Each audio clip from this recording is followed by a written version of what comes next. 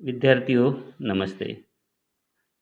आज हम हमारे 11वीं के पाठ्य पुस्तक के पाठ क्रमांक 2 लघु कथाएँ। इस पाठ की कथाकार है श्रीमती संतोष श्रीवास्तव जी। ये पाठ क्रमांक 2, ये जो टाइटल है, शीर्षक है लघु कथा है। इसमें 2 छोटी-छोटी कथाएँ ली है। 2 छोटी-छोटी कहानियाँ ली है। लघु, लघु का अर्थ ही होता है छोटा। तो यहाँ 2 छोटी-छोटी कहानियाँ लेखिका ने ली है। तो पाठ की शुरुआत करने से पहले हम पाठ की जो लेखिका है, कहानीकार है, कथाकार हैं, इसके बारे में थोड़ी-सी संक्षिप्त में जानकारी लेते हैं। तो लेखिका का नाम है संतोष श्रीवास्तव जी। इनका जन्म 23 नवंबर 1952 को मध्य प्रदेश के मंडला में हुआ। उन्होंने एमए इतिहास और हिंदी में किया है और उसके साथ बीएड की भी उपाधि प्राप्त की। ये एमए बीएड होने के बाद उन्होंने जर्नलिज्म यानी कि पत्रकारिता की जो उपाधि होती है, डिग्री होती है, वो भी उन्होंने प्राप्त की। और उनके लेखनी के जो विषय हैं लेखन कार्य के, वह है नारी जागरूकता और उसकी अस्मिता की पहचान। ये उनके प्रमुख विषय हैं। विद्यार्थियों, श्रीमती संतोष श्रीवास्तव जी की प्रमुख कृतियाँ कौन सी है, यानी कि प्रमुख रचनाएं कौन सी है, ये देखते हैं। बैके बसंत तुम, बैते ग्लेशियर कहानी संग्रह है। उसके बाद दबे पाँव प्यार, टेम्स की सरगम, ख्वाबों के पैरहन, ये उपन्यास है। फागुन का मन, ये ललित निबंध संग्रह है। नीली पत्तियों की शायराना हरारत, यात्रा संस्मरण आदि है। ये जो कहानियाँ हैं, दोनों छोटी छोटी कथाएँ, ये लघु कथा विधा में लिखी गई है, इसलिए ये हिंदी में प्रचलित विधा मानी जाती है। ये गद्य की ऐसी विधा है जो आकार में लघु पर कथा के तत्वों से परिपूर्ण है। कम शब्दों में जीवन की संवेदना, पीड़ा, आनंद को सघनता से यानी कि गहराई से प्रस्तुत करने की क्षमता इस छोटी लघु कथा में होती है। किसी परिस्थिति या घटना को लेखक अपनी कल्पना को पुट देकर हिंदी साहित्य में डॉक्टर गोयनका कमल किशोर गोयनका, डॉक्टर सतीश दुबे, संतोष सुपेकर और कमल चोपड़ा आदि प्रमुख लघु कथाकार हैं।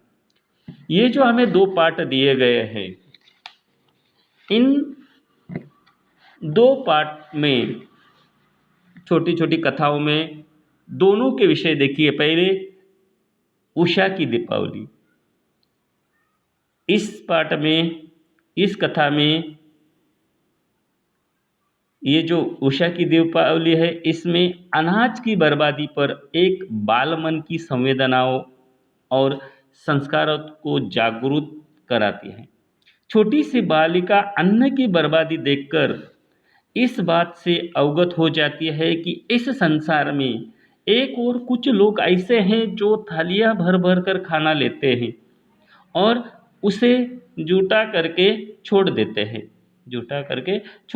देते हैं। तो वही दूसरी ओर अनाज के एक एक दाने के लिए तरसने वाले लोग भी हैं जो विभिन्न तरीकों से जुगाड़ करके अपने भोजन की व्यवस्था करते हैं, 2 वक्त की रोटी की व्यवस्था करते हैं। इस तरह से उषा की दीपावली लघु कथा अनाज की बर्बादी पर लिखी हुई है। उसमें बालमन यानी कि छोटे से बच्चों के मन में जो संवेदनशीलता है और उनके संस्कारों को जागृत कराती है। और दूसरी जो है मुस्कुराती चोट। इस लघु कथा आर्थिक अभाव के कारण ऐसे कई विद्यार्थी हैं जो पढ़ाई न कर पाने की विवशता तथा मजबूरी करके अपनी पढ़ाई जारी रखने की अदम्य इच्छा को दर्शाती है। ये बाल मजदूरी ऐसी समस्या को इंगित करते हुए हौसला देती, आशावाद को बढ़ाती, सकारात्मक और संवेदनशील लघु कथा है। तो विद्यार्थियों, हम पहले अ लघु कथा श्रीमती संतोष श्रीवास्तव जी, उनकी पहली लघु कथा है उषा की दीपावली। तो विद्यार्थियों, ये जो पहली कहानी है, कथा है उषा की दीपावली, तो इसका पाठ परिचय या पाठ में क्या दिया गया है, हम इसकी जानकारी लेते हैं। तो ध्यान दीजिए विद्यार्थियों, पाठ क्रमांक 2, पृष्ठ क्रमांक 5। दादी ने नरक चौदस के दिन आटे के दीप बनाकर मुख्य द्वार से लेकर हर कमरे की देहरी जगमगा दी थी। घर पकवान की खुशबू से तरबतर था। गुजिया, पपड़ी, चकली आदि सब कुछ था। मगर 10 वर्षीय उषा को तो चॉकलेट और बंगाली मिठाइयाँ ही पसंद थी। दादी कहती हैं कि तेरे लिए तेरी पसंद की मिठाई ही आएगी। ये सब तो पड़ोसियों, नाते रिश्तेदारों, घर और मेहमानों के लिए है। तो विद्यार्थियों, हम ये जो पहला परिच्छेद पढ़ा, इसमें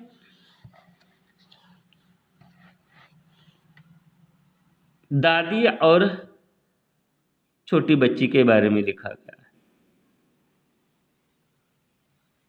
तो दादी, विद्यार्थियों, हमारे भारत देश में कई ऐसे प्रमुख त्यौहार हैं जिसमें बहुत घरों में ही नहीं तो पूरे देश में खुशी का माहौल होता है, हंसी खुशी का माहौल होता है। तो उसी में हमारा एक सबसे बड़ा त्यौहार है, वो है दीपावली। ये दीपावली है त्यौहार में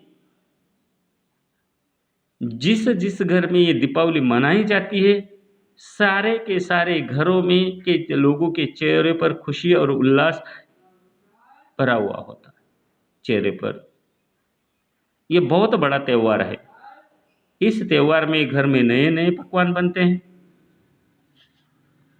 इस वक्त दिवाली के दिन छोटे छोटे बच्चों को या बड़े को भी नए नए कपड़े पहनने को मिलते हैं, किसी को पटाखे जलाने को मिलते हैं। इस तरह से जैसे जैसे जिनकी परिस्थिति होती है घर की, उन परिस्थिति के अनुसार घरों में ये त्यौहार मनाया जाता है। तो उसी तरह से ये जो कहानी में बताई गई है, दादी, नरक चौदस दिवाली का दिन होता है, अगला दिन। तो नरक और दिवाली जो है कई घरों में 8 दिन पहले से मनाई जाती है। दिवाली के बाद भैया दूज वगैरह ऐसे त्यौहार आते हैं।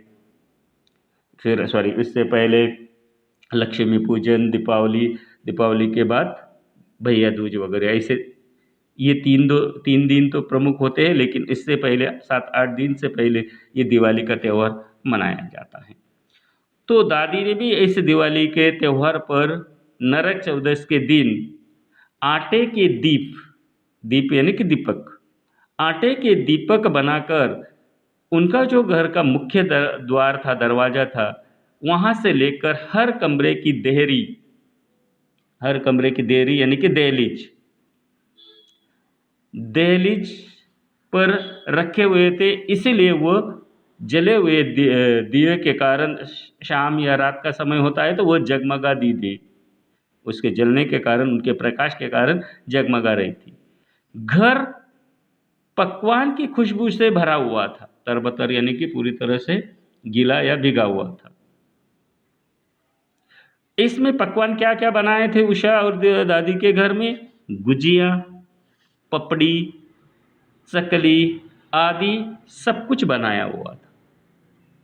देखो, आज भी हमारे घर में कई पकवान वगैरह या घर में पदार्थ होते हैं, लेकिन हमारी पसंद अलग होती है। हर एक की पसंद अलग होती है।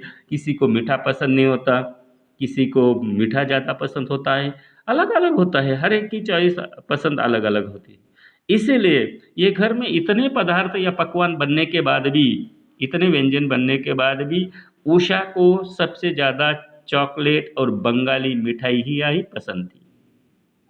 इसलिए दादी ने उसे कह दिया था कि तेरे लिए तेरे पसंद की मिठाई ही आएगी। ये सब तो पड़ोसियों, नाते रिश्तेदारों, घर आए हुए मेहमानों के लिए है। तो देखिए, हम ये जो त्यौहार मनाते हैं उस वक्त हम पड़ोसियों को हमारे मिठाइयाँ या पदार्थ जो भी होता है बांटते रहते हैं। हमारे रिश्तेदार आते आते रहते हैं, और घर में और कहीं मेहमान वगैरह होते हैं दिवाली में आए हुए, उनको ये आदान प्रदान मिठाइयाँ वगैरह खाने के लिए देते हैं, कुछ वस्तुएं आदान प्रदान करते रहते हैं। इतना ही नहीं, हमारे घर में अगर नौकर चाकर होते हैं उसे भी दिवाली वगैरह भेंट वगैरह दी जाती है। तो इस तरह से दादी ने उषा को बता दिया था, और दिवाली की तैयारी वगैरह ये दीपक वगैरह हर दहलीज पर वगैरह रख दिए हुए। आटे के दीपक कंपाउंड की मुंडेर पर जलकर, आटे के दीपक कंपाउंड की मुंडेर पर जलकर सुबह तक बुझ गए थे। कंपाउंड की मुंडेर, मुंडेर यानी कि दीवार का ऊपर का जो भाग होता है उसे मुंडेर कहते हैं।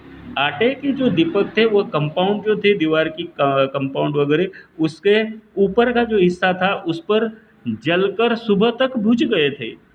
उषा सुबह सुबह जॉगिंग के लिए फ्लैट से नीचे उतरी तो उसने देखा पूरा कंपाउंड पटाखों के कचरे से भरा हुआ था।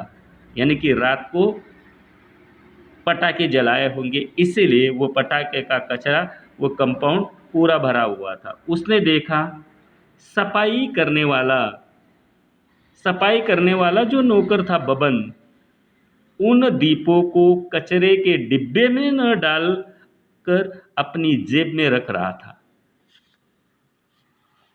क्रूशकाय, क्रूशकाय का मतलब होता है दुबला पतला शरीर वाला, दुबला पतला शरीर वाला बबन कंपाउंड में झाड़ू लगाते हुए हर रोज उसे सलाम करता था। ये जो घर साफ सफाई के लिए घर काम करने वाला जो नौकर था बबन, लेकिन उसका शरीर दुबला पतला था, वह बबन कंपाउंड में जब झाड़ू लगाता था उसी वक्त सुबह सुबह जब उषा जॉगिंग के लिए जाती थी तो वह उसे सलाम करना नहीं भूलता था।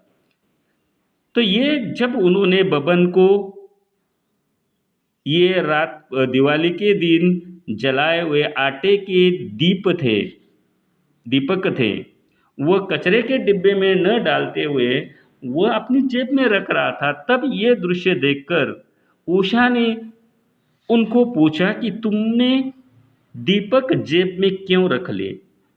क्योंकि ये दीपक तो आटे में जाने वाले थे, ऐसा उन्हें लगा उषा को।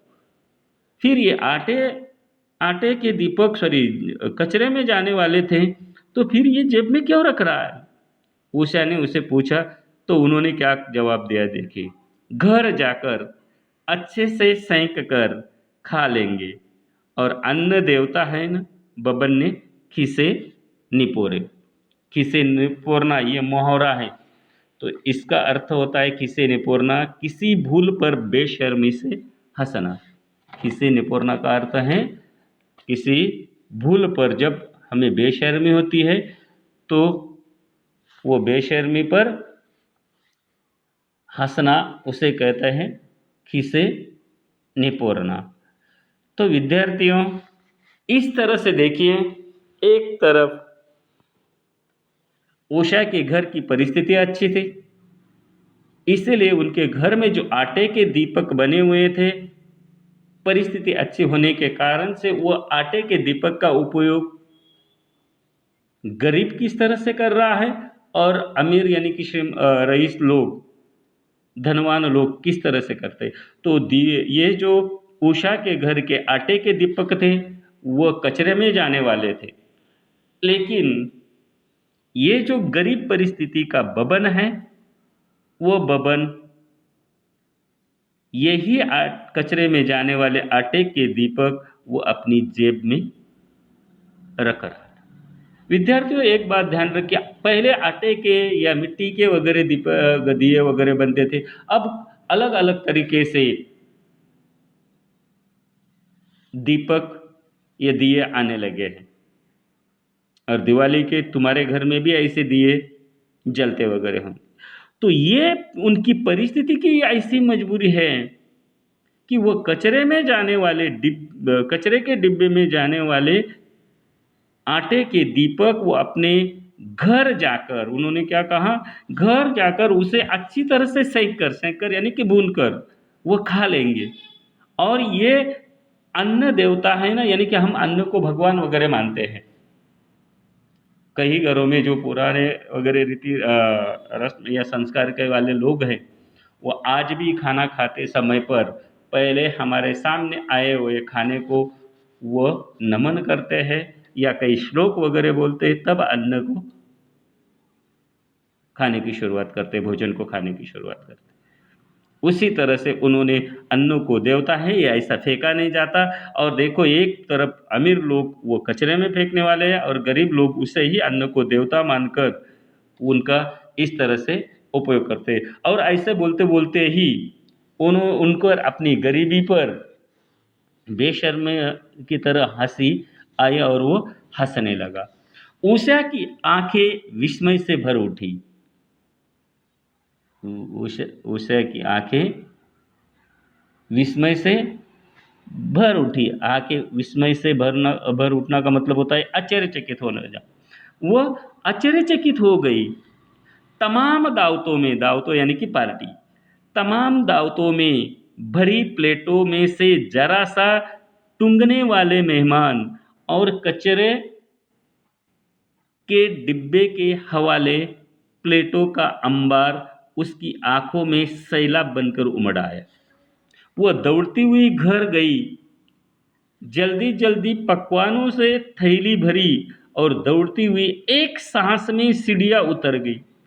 अब वह थी और बबन की कांपती हथेलियाँ, पर पकवान की थैली। उषा की आंखों में हजारों दीप जल उठे और पकवान की थैली देख बबन की आंखों में खुशी के आंसू झलक आए। तो विद्यार्थियों, देखा इस तरह से ये विषमता हमारे देश में भी आज भी कई भागों में है, कई शहरों में है, कई गांवों में है। हमें देखने को यहाँ हमारे चारों तरफ कई जगह पर देखने को मिलते हैं,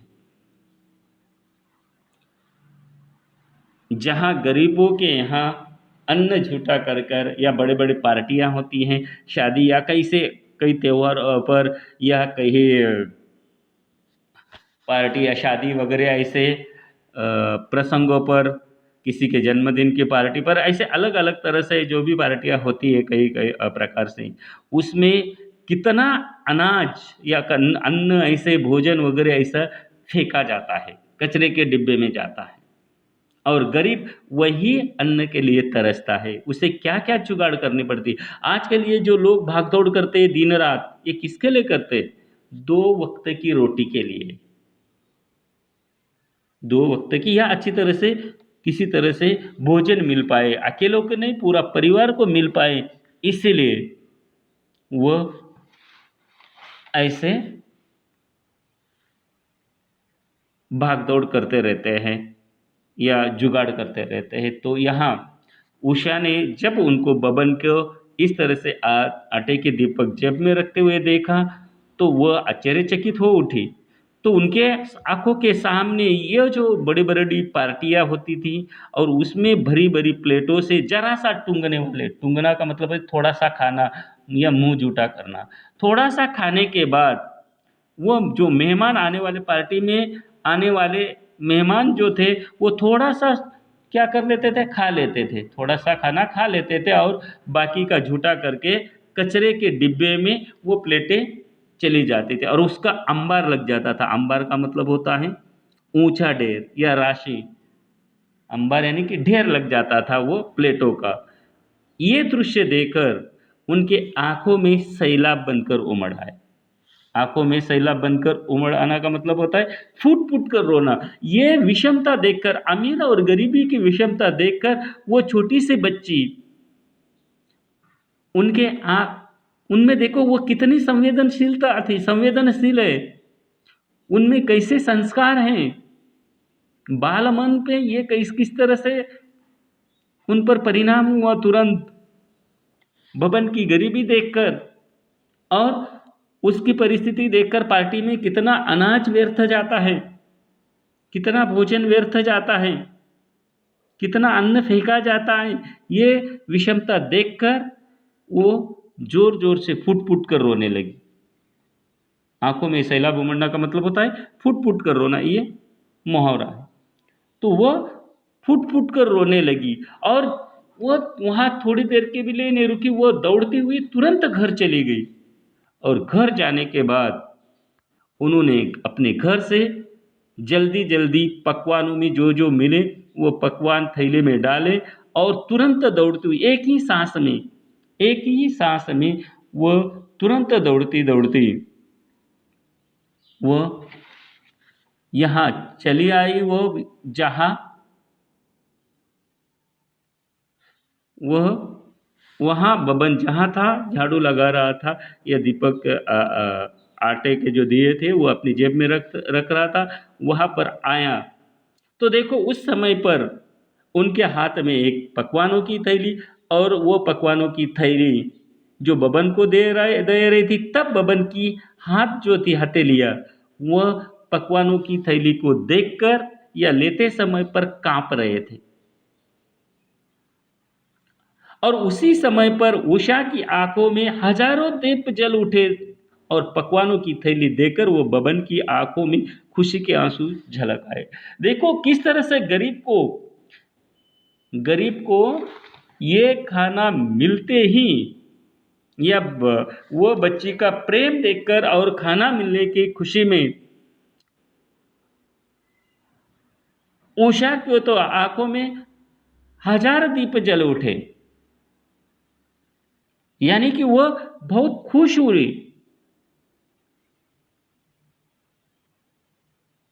और उसी तरह ये बबन के को ये आज दिवाली के दिन ये पकवान मिलने देखकर उनके आंखों में भी खुशी के आंसू टपक पड़े। हजारों दीप जल उठना का मतलब होता है आनंदित होना। वो बहुत आनंदित हुई थी, बहुत खुश हुई थी। और उसी तरह ये भी बहुत खुश हुआ था क्योंकि इसे यहाँ खाने के लिए उनके घर में दिवाली मनाई जा रही आज खुशी के सिर्फ उषा के कारण उनके घर में भी दिवाली मनाई जाएगी, क्योंकि उनको भी घर में उनके जो घर के परिवार के लोग होंगे, छोटे बच्चे होंगे, उनको भी उषा के कारण आज दिवाली के दिन उनको खाने के लिए पकवान वगैरह मिलने वाले हैं, उनके घर में भी दिवाली वगैरह मनाई जाएगी। इस तरह से ये जो पाठ हैं